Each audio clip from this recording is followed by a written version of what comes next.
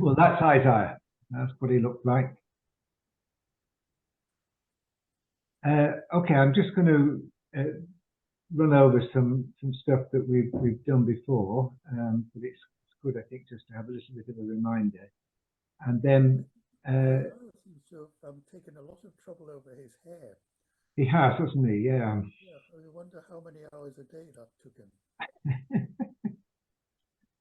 Yeah, he must have used some solid hairspray or something. Yes. Yeah.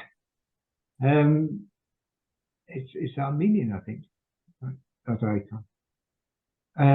But anyway, I mean, Isaiah is a big book, so we'll look at some bits, but I'll just do a general introduction, and then we can see. And I think that my sort of idea is really to get across how Isaiah is embedded in his as a prophet in his own time and history, and then out of that can we extrapolate his sort of messages for the contemporary world. But there's a lot to get through. So just a reminder who these people were, these prophets of the 8th century. We've done Amos, we've done Hosea. We're going to do first Isaiah tonight. We're not going to do Jonah at all, and next week we'll do Micah. So it's very much an overview of these, but taking the four together, it gives us quite a lot of understanding of the context, and that helps, I think, our reading of the text in the future. And in the 8th century BCE, as we know, the kingdoms were divided. Kingdom of Israel, the northern kingdom of Israel, which had the 10 tribes, with its capital in Samaria, and Shechem was the shrine, and in the south, kingdom of Judah, and the kingdom of Judah and Benjamin there, and the places there to look at are Lachish and Jerusalem. They will feature in today's study. And then if you want to read the whole history of that, you can get that in 2 Kings or 2 Chronicles. The histories are recorded in those books. And as we said last time, it's essentially 2 halves. The first half when the city was very weak. The second half, which is the time when our prophets are speaking, the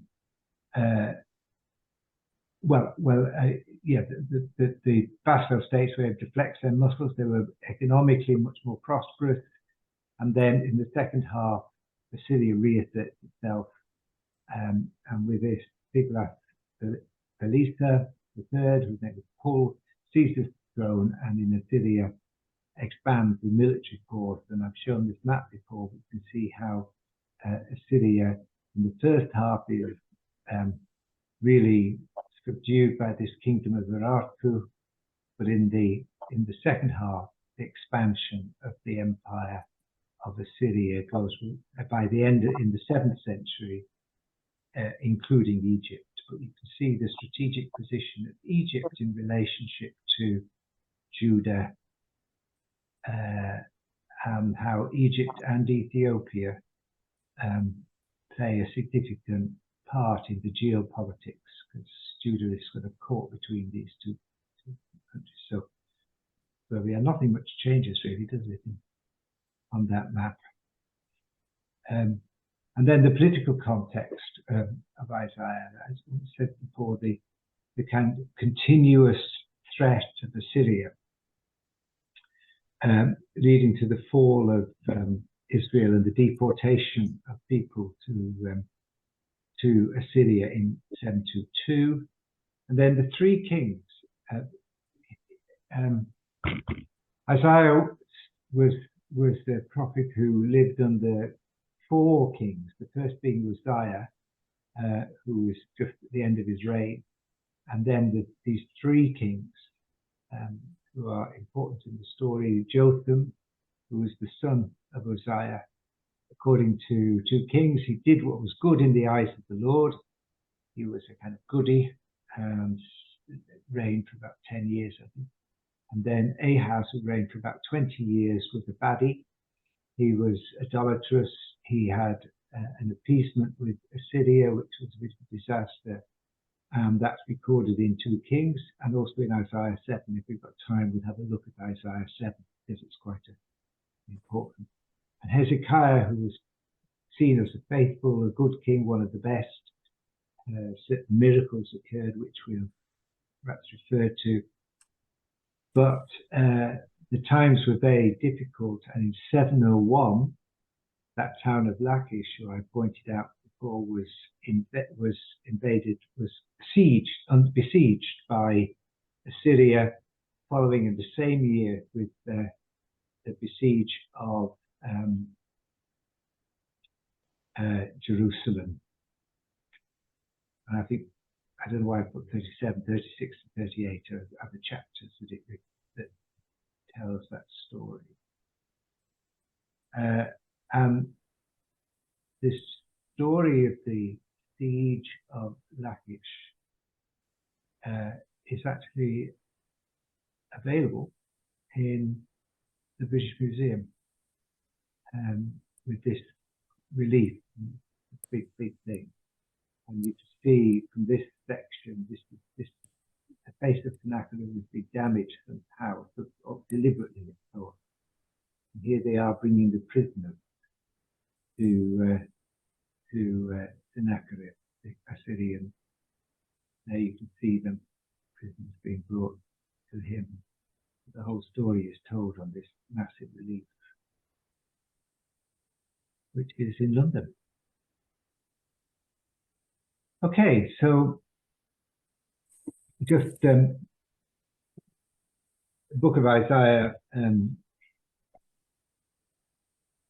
as we know, I'm telling you stuff that you all know so far, and probably all you don't know everything really. But the superscription, i.e. the first verse of the book reads, "The vision of Isaiah, son of Amos, which he saw concerning Judah and Jerusalem in the days of Uzziah, Jotham, Ahaz, and Hezekiah, kings of Judah." So that's, it locates itself, the book locates itself. But as you know, we all know, Isaiah is not just one writer, it's several writers, possibly because they had to squeeze everything on one scroll, or possibly because somebody wanted to edit it all into a coherent whole. But the author who we're looking at today, i.e. Proto-Isaiah, first Isaiah, was probably responsible for chapters 1 to 12, 20 to 23, and 28 to 33. And I put in there some of the, there are some of the oracles against the nations, which are seen not to be authentic to that writer. What's known as the Isaiah Apocalypse is seen as later, and 34 to 35 is very similar to the second Isaiah. Chapter 36 to 39 is straight lifted from second book of Kings, just a repeat of it. So that's somebody else, and some of them, some of the chapters seem to refer to other periods. So we can narrow down this writer to those chapters, but that's still quite a substantial amount of writing. So it's, compared to the other books, it's much longer. And just some of the differences to the people we've seen before. Amos and Hosea, we've looked at already, they were prophets of Israel. They were prophets of the periphery, i.e. they were outside of the establishment. They were antagonistic towards the king, and they were drawing upon the Exodus tradition, the Moses covenant, and they were very critical of the cultic centers of Shechem and so on. In contrast, Isaiah, the first Isaiah, he's writing in Judah. He's a prophet of the center, i.e. he's a trusted advisor to the king, to the establishment. He's drawing much more, he's rooted in the David and the Davidic covenant. And he has this, which is seen as, let me see if I can quickly pull that up. 2 Samuel 7:16.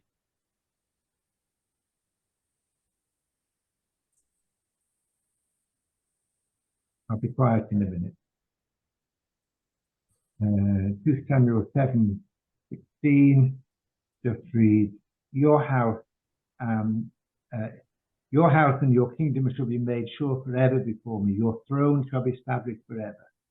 So that idea that the king, the Davidic line, was going to be consistent throughout, Judah's history, and that's intended to be permanent. And that this belief that Isaiah has, that Zion, Jerusalem, is where God dwells, and that it is inviolable. And according in the book of Isaiah, this first Isaiah, that inviolability of the city of Jerusalem is proven to be correct when it survives. In 701, it survives the Assyrian invasion. By a miraculous means, they're surrounded by the Assyrian army, and they are at the point of defeat when something happens, maybe a plague or something like that, and the Assyrians just go back, and they lose a lot of people, but somehow or other, I think it's thought it's probably a plague or some kind of disease sweeps through the Assyrian camps, and they're miraculously saved. I think that's all my introduction. Yeah. So that's the sort of, they're the differences, and that's the political, this is all the political background. And so that's just as a start, and we can start to look at some text. Any comments or questions about this? Is it kind of making sense? Is it clear? Yep. It's all pretty straightforward, and it's all there in the Bible. You get it in Kings and Chronicles, and you can pull the history out. But I think that background is so important to reading the text. I think, if we read the text without that, you can read anything into it you want. But I wanted to pull some text out now to see if we can see how that is working in real life. Okay, so I'm sharing my screen again. I thought we'd start with chapter 20.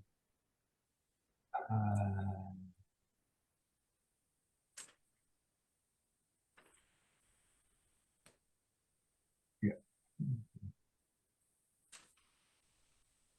No, that is not what I want to do. I don't know why.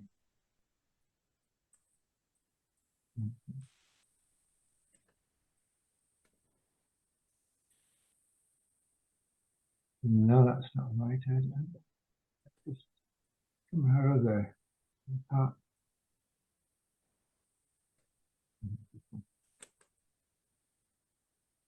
Yeah, there we are. Is that right? Okay, just start with this for a bit of fun, really. This is chapter 20, and it's I showed you that map and I showed you the position of Ethiopia, Egypt.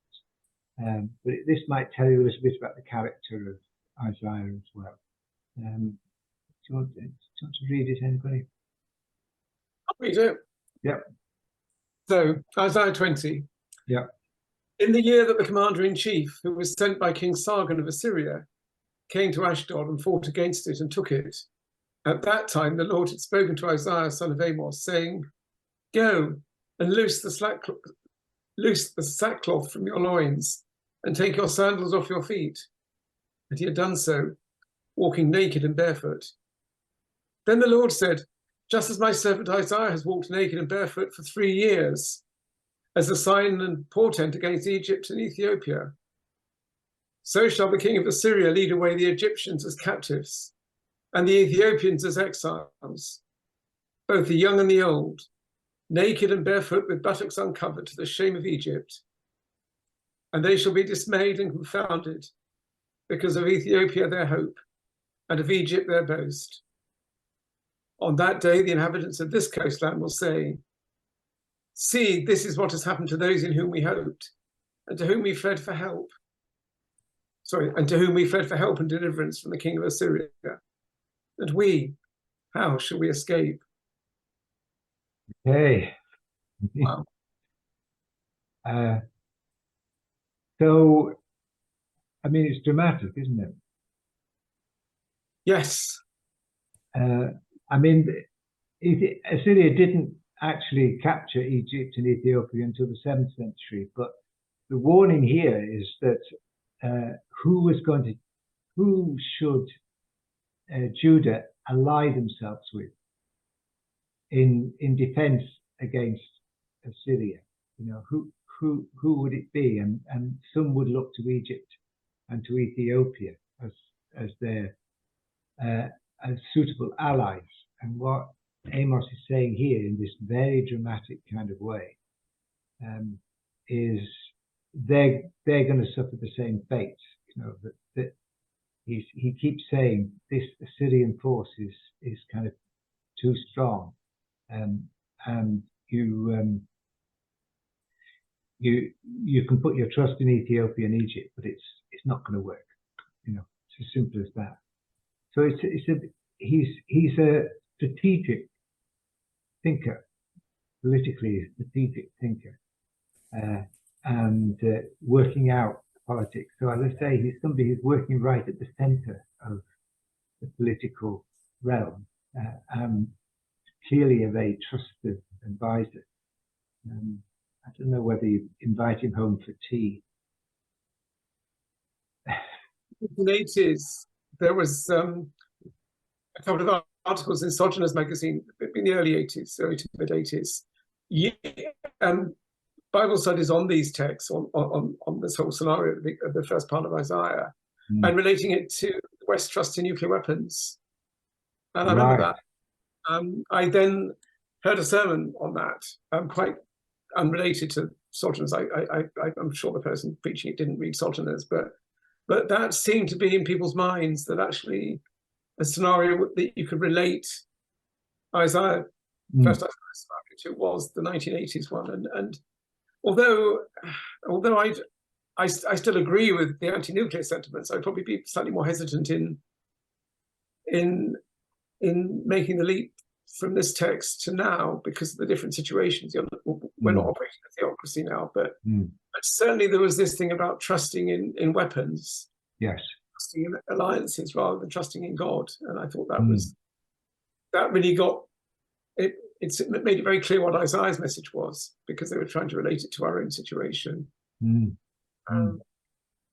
Yeah, and if you engage with, I mean, you could take all kinds of contemporary situations. You know, I mean, should Ukraine be part of NATO? You know, is that a sensible alliance for them to make, or is it going to make life more difficult for them? I mean, you know, those kind of questions are strategic questions that people have to ask all the time.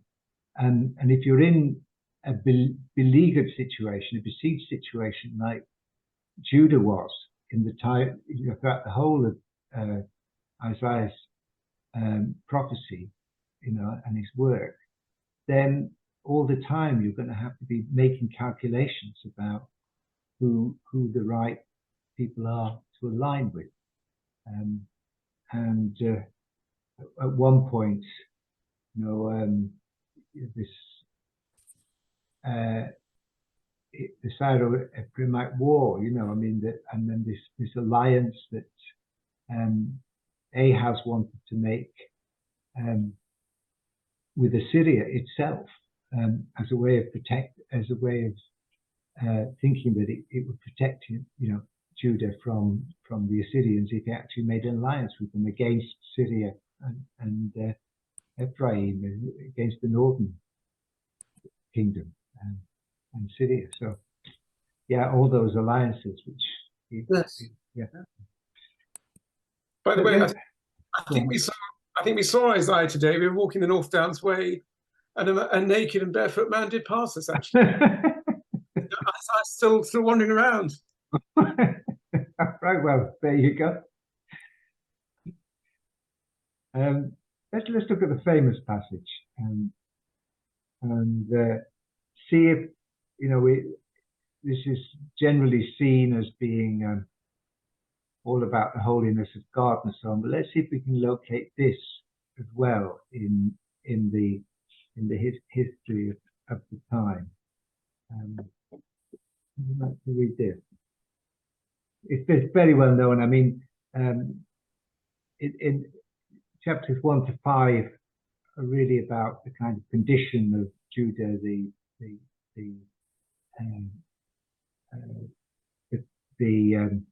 corruption in the religious establishment, the social injustice, and then chapter 6, 7, and 8 are sometimes sort of a sort of Isaiah memoir, Isaiah telling his own story, and chapter 6 is famous, you know, his call to prophecy. Would you like to read it? Sure, I can go read it. Yep.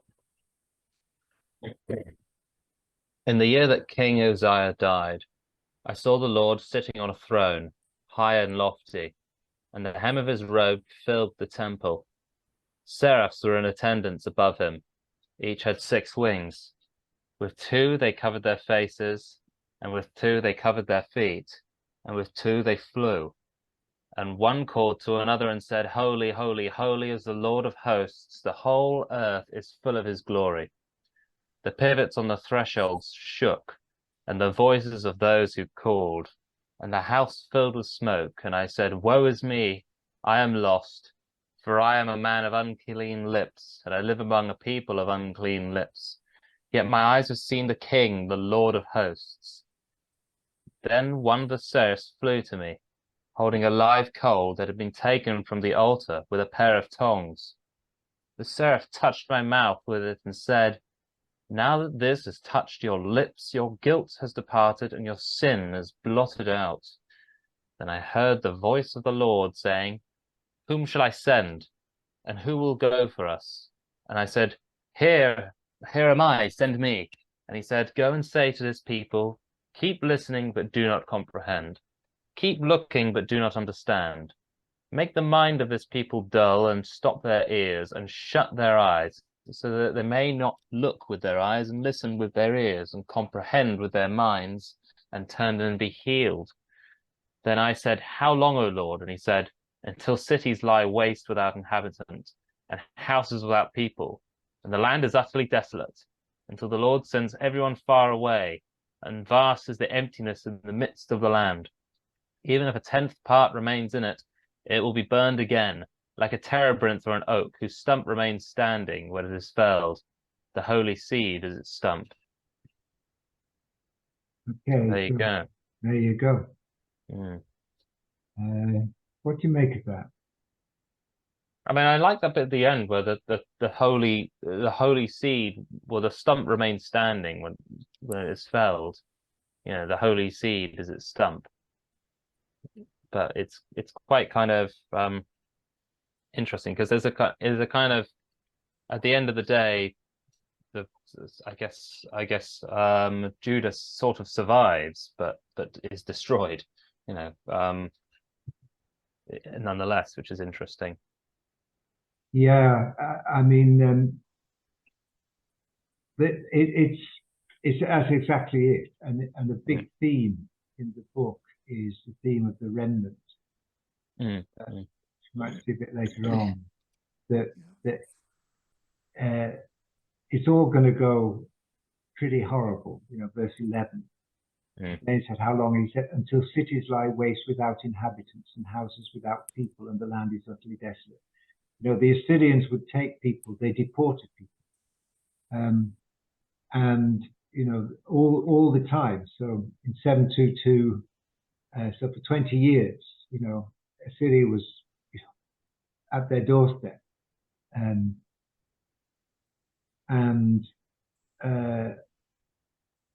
the people would be literally the cities would lie waste without inhabitants, because the inhabitants would be carried away and deported away.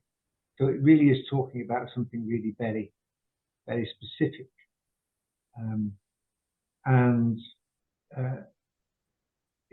He's not hopeful, is he? I mean, this idea that go and say to these people, keep listening but do not comprehend, keep looking, make the mind of these people dull and stop their ears and shut their eyes so that they may not look with their eyes, listen, they comprehend with minds and turn and be healed. He's absolutely clear that nothing is going to rescue them except it's going to be so bad, except that it's not going to be, Judah is not going to be completely destroyed. Jerusalem still is going to be intact, even though it's only a remnant that survives. So many people will be wiped out, but the remnant will survive, and the Davidic line will continue. So the holy seed is its stump. The tree of Jesse is, the line of Jesse is seen there. That's probably a little bit of a later addition, but yeah. I mean, I find, I mean, these instructions to Isaiah are really rather strange because they're self-defeating. Mm. And, and God is saying, say this and this and this, and nobody will listen to you. And it's almost like, well, it's almost like what the psychologist Ronnie Lang says about this sort of ways that relations go bad, that they go bad because in many ways because the people who are saying stuff do it in such a way that nobody can listen to them.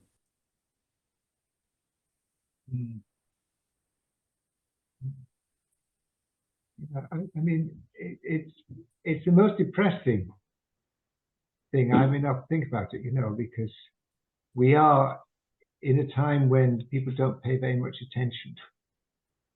When you're in a situation of declining, a church in decline, whose voice is increasingly not seen as relevant, or that the issues that are talked about by the church are not the ones that are absolutely crucial to the future. Well, if you take something like climate justice and climate change, that a lot of prophetic voices are saying to them, this is all going to go wrong. But no matter how good all that stuff is, no matter how sharp the prophecy, it's still not having an impact. It's still not, making its way in there. And I think if this was just Isaiah saying, I'm fed up because I'm saying all this stuff, I'm walking around naked and no one's taking any notice, and I'm saying all this stuff and no one's listening, it's one thing. But actually, as Graham said, this is God instructing Isaiah. This is God instructing that you've got to keep going on this stuff, even though it's, in the end, the forces against us are absolutely massive, and they're real, and they're made up of a big army and a very powerful empire.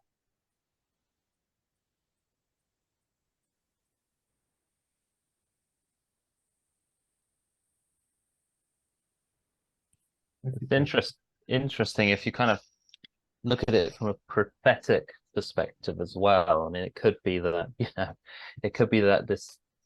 that Isaiah is meant to become a kind of another example. If you're looking at the prophets as an example as well, then Isaiah is kind of destined to being an example of somebody who said the right thing and nobody listened. And people then make an example of Martin Luther King, and they make an example of people who call out for justice, but half of the people never listen to them. So Exactly, but I think that there's a part of which is saying is that this is a futile exercise at the moment, and the but is that the thing that you're wanting to preserve, i.e. Jerusalem and the Davidic line, is something which will survive despite all of this. So there's a kind of, as you say at the end there, the holy seed is its stump. There's this kind of view that it's worth going on because something will survive. And you could equate that to the environmental stuff, you know. I mean, things will be pretty horrendous, you know, but you know, it's worth at this, even if, you know, massive horrible stuff happens. It's worth us going at it because there is something, a seed of something which is worth holding on to and that will survive. Yeah, for sure. Also interesting that this starts, you know, this start of his ministry is in the temple in Jerusalem. Because that is so kind of crucial to him. Ooh, okay. I don't know if this is too lateral, but this always makes me think of Jane Eyre. I don't know if anyone knows the book.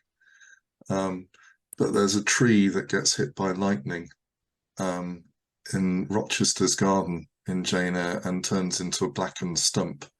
And it happens at the point where it looks like everything is destroyed and nothing can survive of the romantic relationship that's been emerging at the center of the novel, because there's so many, I won't go into the story, but there are so many things around it that are causing pressure on it. And that, but there is hope, but it requires Rochester to become blind and disfigured and crippled in a novel for the resolution to be found.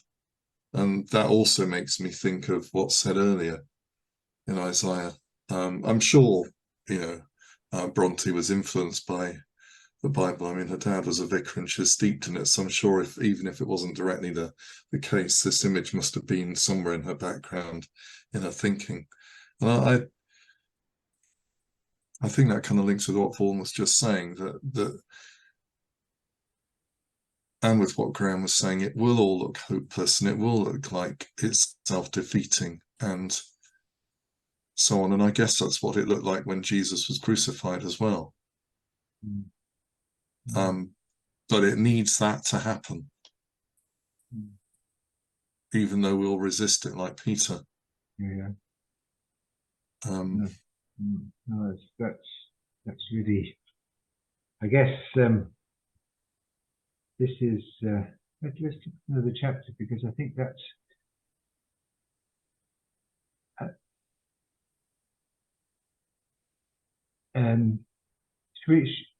I think we read the stuff because we get a lot from this. We could read the whole book, but we haven't got time.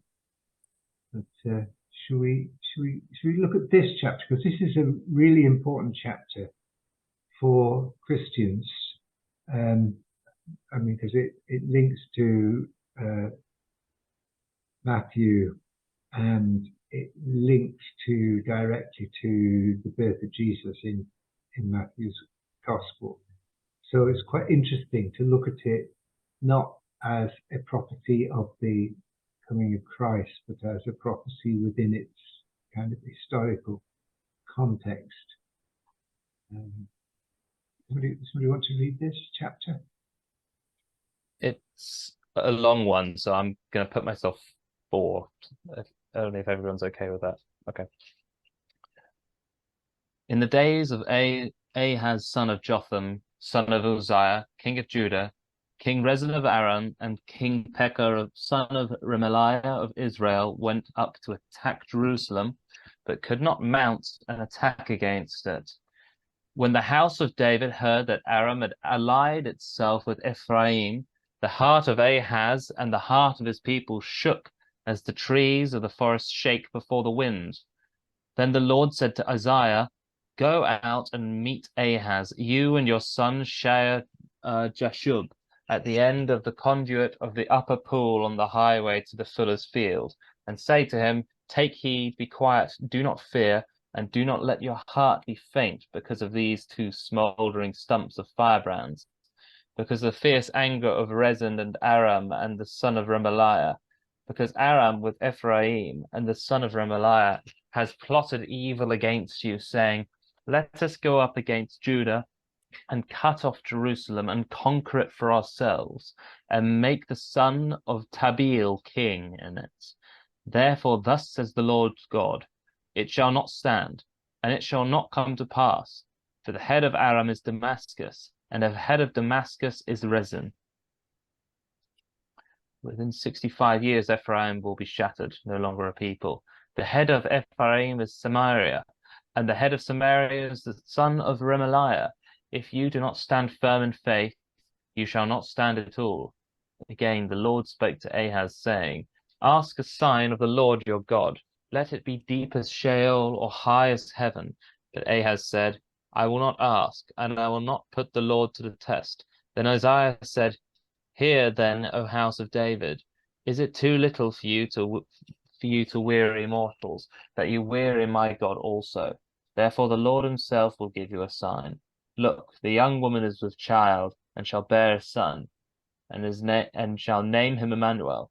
He shall eat curds and honey by the time he knows how to refuse the evil and choose the good. For before the child knows how to refuse the evil and choose the good, the land before whose two kings you are in dread will be deserted. The Lord will bring on you and on your people and on your ancestral house such days as have not come since the day that Ephraim departed from Judah, the king of Assyria. On that day, the Lord will whistle for the fly that is at the sources of the streams of Egypt, and for the bee that is in the land of Assyria. And they will all come and settle in the steep ravines, and in the clefts of the rocks, and on all the thorn bushes, and on all the pastures. On that day the Lord will shave with a razor hired beyond the river, with the king of Assyria, the head and the hair of the feet, and it will take off the beard as well. On that day, one will keep alive a young cow and 2 sheep, and will eat curds because of the absence of milk that they give. For everyone that is left in the land shall eat curds and honey. On that day, every place where there used to be 1,000 vines worth 1,000 shekels of silver will become briars and thorns. With bow and arrows, one will go there. For all the land will be briars and thorns. And as for the hills that used to be hoed with a hoe, you will not go there for fear of briars and thorns. But they will become a place where cattle are let loose and where sheep tread. Yeah. Wow. Whoa! Oh man. Oh man, yes. I mean, it kind of indicates, Isaiah's role as the court prophet, his role in terms of advising the king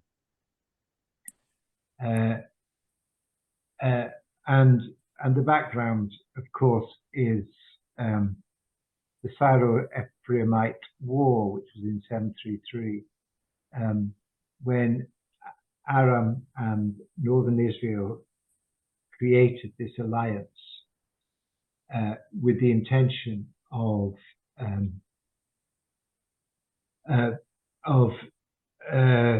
stopping the Assyrian advance. So Syria and Damascus is mentioned there. Head of Aram is Damascus. So Syria and northern Israel create an alliance, and they wanted Judah to join, but Judah didn't join that alliance. They tried to appease the Assyrians. So there was a war that took place between Syria and northern Israel and Judah. So that's the kind of background. It says there they went up to attack Israel. So there you see Ahaz. There's verse 2. The heart of Ahaz and the heart of his people shook as the trees of the forest shake with the wind, which kind of contrasts with Isaiah's position, which is that the Davidic line will stand. You know, that the Davidic, the kind of, take Psalm 46, we will not fear though the earth should change and the mountains shake in the hearts of the sea. They're not supposed to be fearful, but actually they have got every reason to be. And then the name of the son there, the Shear Jashub means the remnants shall return. So son's name is giving this message that it is going to be only a few people who survive the onslaught, but they will survive. And you can see that already they're preparing for the siege. You know, that they're gathering at the upper pool and the highway. You know, they're meeting where they're preserving the water ready for the siege. But the message is nevertheless reassuring. Verse 4. Take heed, be quiet, do not fear. Do not let your hearts faint as of these two smouldering stumps of firebrand. So what he's saying is you don't need to worry about those two. And then he's got this odd 65 years Ephraim will be shattered. But actually it was only 12 years, you know, before it all happened. That's a bit of a miscalculation. But then we get into all of this stuff about the woman and this sign, which is where we, in verse 10, where we get that link to Matthew. And I think it's really interesting what the connection is and why Matthew makes the connection with this passage. We know from things we've done before that the young woman is not virgin. That's the translation that into Greek that Matthew was using. So it isn't behold a virgin shall conceive, but behold a young woman is with child. So who is the young woman?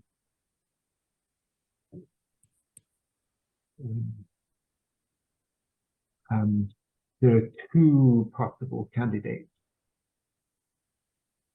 One is Isaiah's wife, so Mrs. Isaiah. Or the other is the queen, the wife of King Ahaz. And the sign is that in the time, within the next couple of years, by the time the child is born, by the time the child has become a toddler and weaned and to the point where you turn this kid, no, don't do that, whatever. By just a few years, then all of this stuff is going to happen, is to take place. In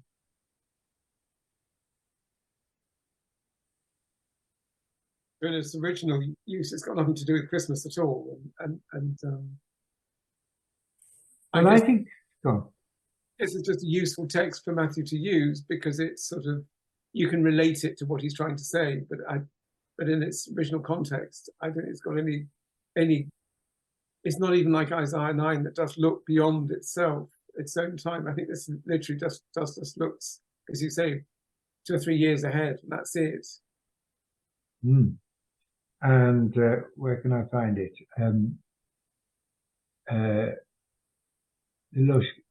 I shall call his name Emmanuel, God with us. But I think that we sort of, Matthew sort of gets it right and gets it, and we get it wrong. That we assume that Matthew thought that this was a prophecy and therefore it was being fulfilled. But really what Isaiah is talking about is the continuation of the Davidic line. And that that Emmanuel, his name shall be Emmanuel, is the kind of slogan of the Davidic monarchy. From the Psalm, you can see how the king is equated with the presence of God and so on. I'm just trying to remember. Can anybody remember the beginning of Psalm 2?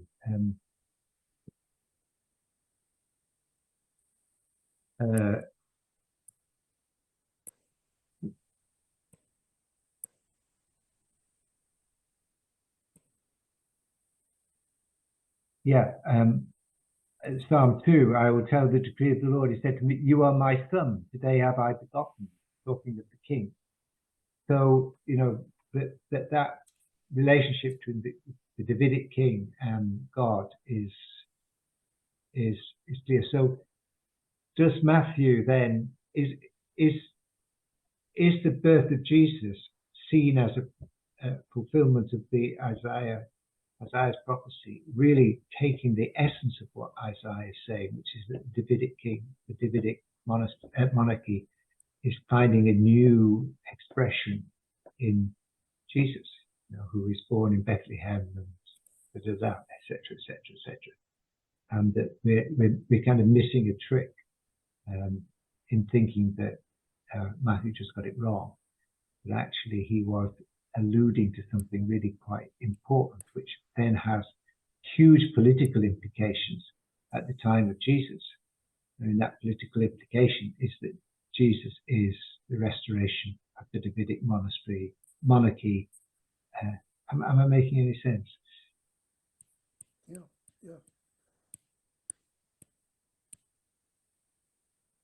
Yes. So Emmanuel is probably the son of Ahaz, who was Hezekiah, who was the goody, the good king. Yeah. And then you see at the end here, obviously it's not going to be very good. And then on that very place, verse 23, where there used to be 1,000 vines, worth 1,000 shekels of silver, with some briars and thorns, with bow and arrow, one would go there, for all the lands would be briars and thorns.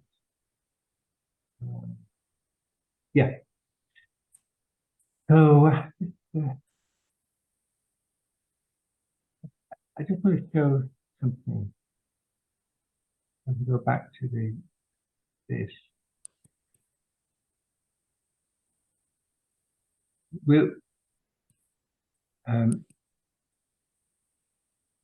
don't know what you can see now. Can you see I can see you on PowerPoint. Yes. You can see me I can scrolling see, around. yes. Yeah, I can you see that scrolling slide? around? There we go. Yes. There you go, that slide. I mean, does anybody know this building? It's Berlin. It's the Wilhelm Kirche, which was bombed in the war. I mean, Kaiser Wilhelm Church. Oh, God. You recognise it? I mean, they kept the tower there, and this weird building here is all stained glass. So when you go inside, I mean, it looks awful outside, but when you actually go inside, this is all, it's a bit like Liverpool Cathedral. It's all just these little blocks of coloured glass, and it's quite something inside, a bit claustrophobic. But there it is. But inside this is part of Isaiah, which I think might be a good way of just finishing today. Oh no, I'm not sure if am I sharing or am I not? I'm not sharing. Where's the? There. Okay, let's share this. Let's just have a look at the last little bit. Isaiah. Isaiah 1, 2 to 20. We haven't had time to look at any of the social justice kind of stuff that's in there, but this is worth yeah, there's some good stuff in here. Let's maybe read this one, and then we get another sense of his prophecy. But imagine that, you know, this is probably a later little piece,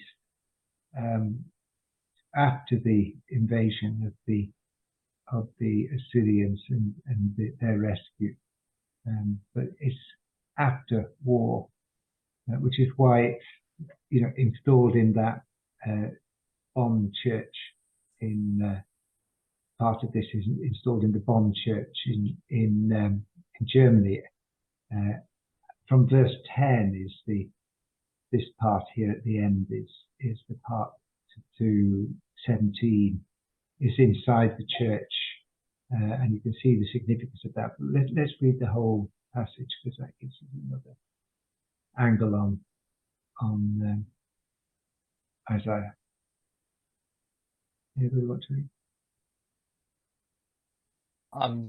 Again, only if you want. I'm going to put myself up for it just because. Oh, come on, we love your voice. Come on. All right, fine. Okay, all right. Hear, O heavens, and listen, O earth, for the Lord has spoken. I reared children and brought them up, but they have rebelled against me. The ox knows its owner, and the donkey its master's crib, but Israel does not know. My people do not understand. Ah, sinful nation, people laden with iniquity, offspring who do evil, children who deal corruptly, who have forsaken the Lord, who have despised the Holy One of Israel, who are utterly estranged. Why do you seek further beatings? Why do you continue to rebel? The whole head is sick, and the whole heart faint. From the sole of the foot even to the head, there is no soundness in it, but bruises and sores and bleeding wounds. They have not been drained or browned up or bound up or softened with oil. Your country lies desolate. Your cities are burned with fire. In your very presence, aliens devour your land. It is desolate, as overthrown by foreigners, and daughter Zion is left like a booth in a vineyard, like a shelter in a cucumber field, like a besieged city. If the Lord of hosts had not left us a few survivors, we would have been like Sodom and become like Gomorrah. Hear the word of the Lord, you rulers of Sodom. Listen to the teaching of our God, you people of Gomorrah. What to me is the multitude of your sacrifices, says the Lord. I have had enough of burnt offerings of rams and the fat of fed beasts. I do not delight in the blood of bulls or of lambs or of goats. When you come to appear before me, who asked this from your hand? Trample my courts no more. Bringing offerings is futile. Incense is an abomination to me. New moon and Sabbath are calling of convocation. I cannot endure solemn assemblies with iniquity. Your new moons and your appointed festivals my soul hates. They have become a burden to me. I am weary of bearing them. When you stretch out your hands, I will hide my eyes from you. Even though you make many prayers, I will not listen. Your hands are full of blood. Wash yourselves, make yourselves clean. Remove the evil of your doings from before my eyes. Cease to do evil. Learn to do good. Seek justice. Rescue the oppressed. Defend the orphan. Plead for the widow. Come now, let us argue it out, said the Lord. Though your sins are like scarlet, they shall be like snow. Though they are red like crimson, they shall become like wool. If you are willing and obedient, you shall eat the good fruit of the land. But if you refuse and rebel, you shall be devoured by the sword, for the mouth of the Lord has spoken. Well, Oh, there you go. there you go. I mean, you can see, you know, the same themes that are in the other prophets. You know, the hypocrisy of the cult, the social injustice, and that itself is, and but with Isaiah, I think that the real understanding of the devastation that war is reaping on people, and why I think it's so interesting that, you know, they chose this little passage to put in that bombed church after the Second World War. This is, and that you can come out of a conflagration like that, and you have to do something about it.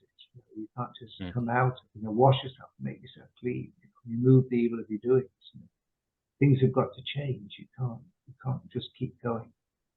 And then all this stuff like, come, let us argue it out. I mean, that's typical stuff in Deuteronomy and everything about, and so on, about you argue with God, you have a lawsuit before the Lord.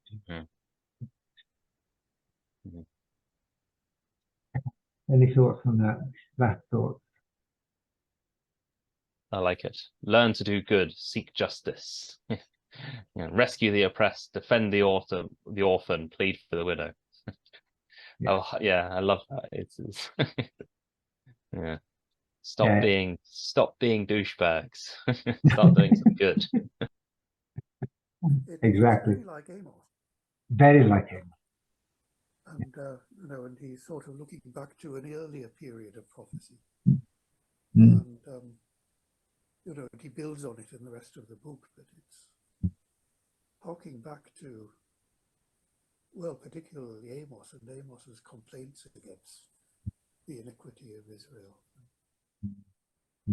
Absolutely. Yes, and there is these common themes, the corruption of the cult, the social injustice. But I think with Isaiah, you also have this inviolability of Jerusalem, the central Zion, and being the center, and the Davidic line rather than the Mosaic, covenant. But, and how central Isaiah is to this historical understanding. I mean, sometimes I think we think if you do this historical analysis, then it proves the New Testament misunderstood. But actually, I think it's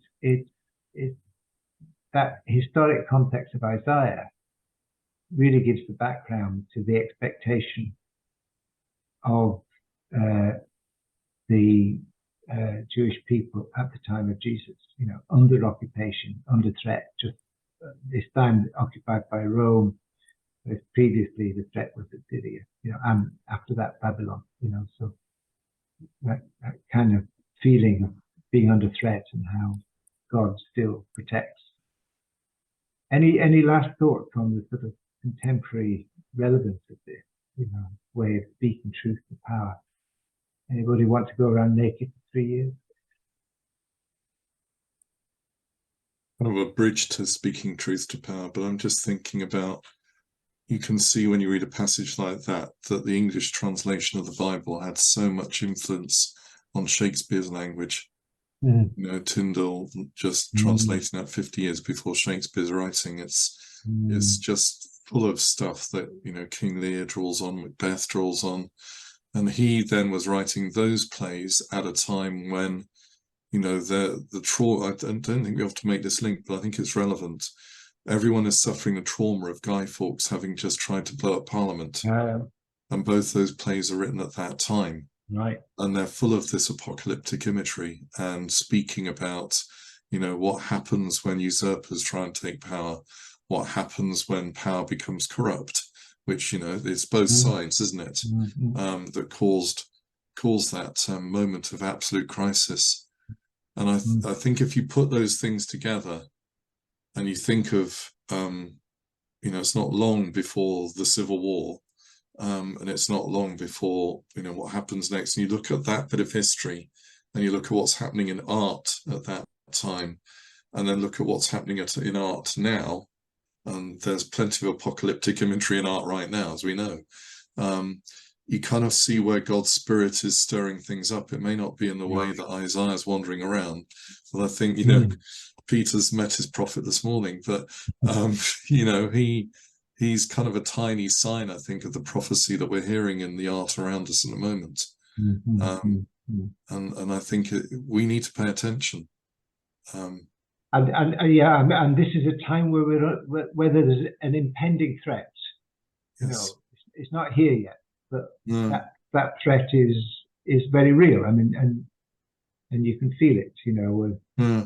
You get hints of it. You get an epidemic. You get, you know, a flood. You get a refugee crisis. You get, you know, all of that stuff happening is kind of indicators that, you know, things are hotting up, and we have to be prepared to trust, you know, to go through that and to come out the other side in some way. Yeah.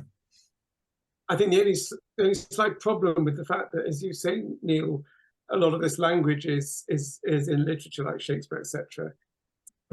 People get so familiar with it.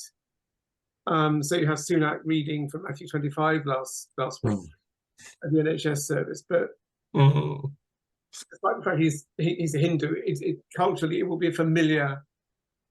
It'll be familiar words, and I think they then lose their force. Yeah, I agree. But that is where prophets come in. That's my point about the arts. They find new ways of saying these things. Yes. Exactly. That's what the arts do, because there's always a new wave of something, and you know that will be the place to look. Yes. And I think, you know, that's where Union Chapel, without overstating it, with its unity of faith and arts, has an absolutely prophetic role in all of this. I think it's important we recognise that. Absolutely, and we will do that on Sunday. Yeah. So I'll tell an apocalyptic story, shall I? Yes, please. Correct. Go ahead. Why not? Used to say that, you know, every Christian must read two things every day. One is the Bible, and the other is your newspaper. Yes. Yes, exactly. That's right. And can I add a third? Can we put a bit of Shakespeare in there too? Okay.